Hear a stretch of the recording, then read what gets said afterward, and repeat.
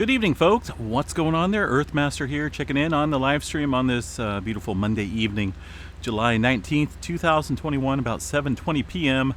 West Coast time here in California. The latest quake's going to be a 3.2 up around the Gulf of Alaska, striking that area. Let's go ahead and check out some data on the latest map here of the USGS. Not that one. Hold on. Man, something's going on with this computer lately. I don't know if it's the, there we go. All right. It's just the operator. So yeah, I was just talking about this fire on the live stream. Pretty significant wildfire up here north of Bly in Beatty, Oregon. Massive columns of smoke being pumped up into the air. That's a scary fire. That's a big one up there. And also another one down here near me, just up here southwest of Lake Almanor. Lake Almanor up here near Chesta, Mount Lassen up here. A lot of forest to burn up here. I mean, unfortunately, it's a beautiful area, but the fire is right around the Feather River Canyon, in and around the Feather River Canyon here.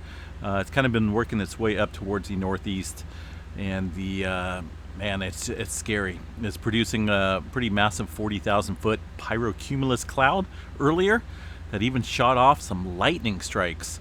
Can you believe that from a fire? That's pretty significant cloud buildup there.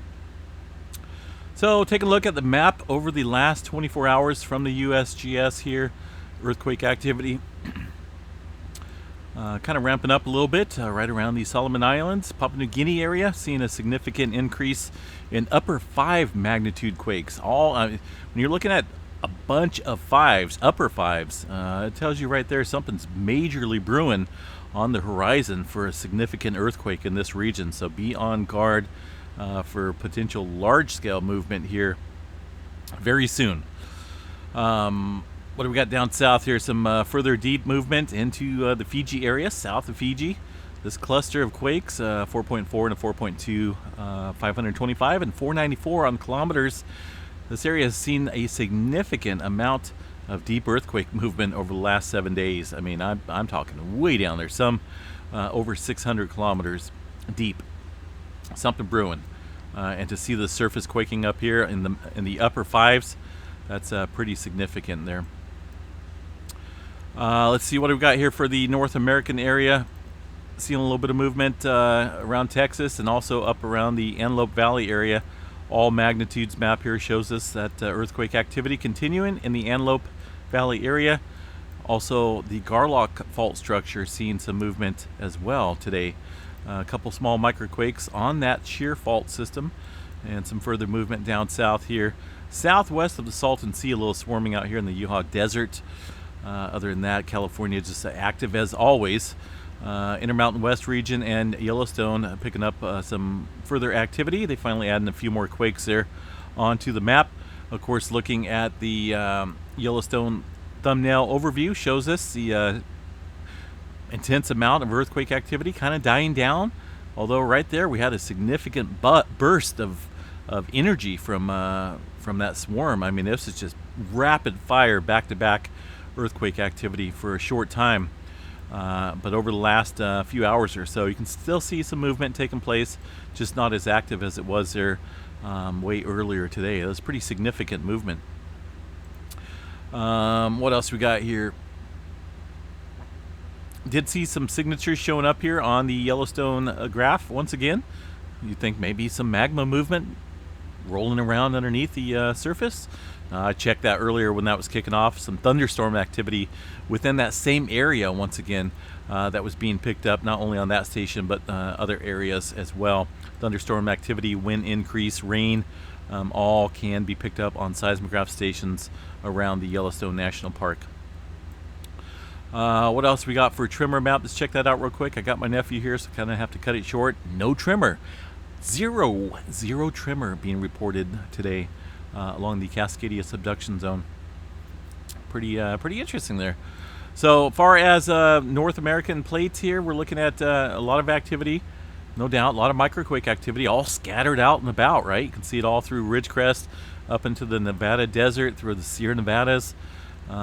Just a whole lot of microquake activity, and it's not uncommon. Just kind of just scattered all over the place, including some movement up here along the Mount St. Helens area and Mount Rainier.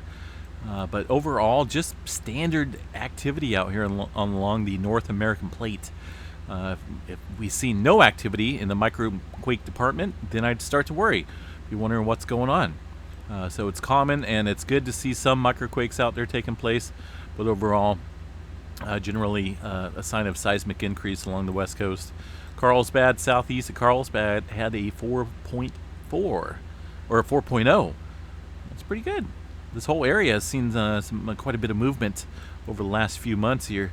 Of course, a lot of fracking operations within the region, but uncertain on if that is the specifics that are causing this activity. There is some fault systems out here, and I'm sure some unlisted ones in the region that could be contributing to the activity into the Texas area and New Mexico.